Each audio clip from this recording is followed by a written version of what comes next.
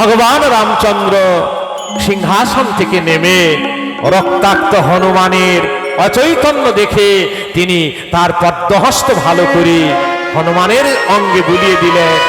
হনুমানের চেতন এলো।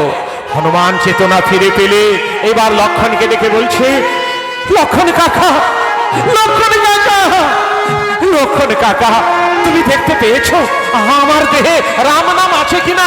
তুমি তুমি তুমি তুমি তুমি দেখেছো? তুমি দেখতে পেয়েছো?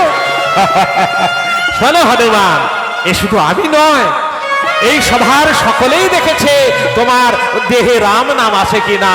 হ্যাঁ, তোমার হৃদয় সিংহাসনে রাম সীতার যুগল মূর্তি সকলেই প্রত্যক্ষ করেছে। প্রতিটি অস্থিতে অস্থিতে রাম নাম লেখা, তাও সবাই দেখেছে।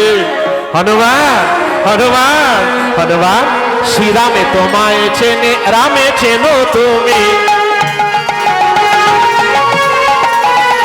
আহা, শ্রীরামে তোমায় চেনে, রামে চেনো তুমি।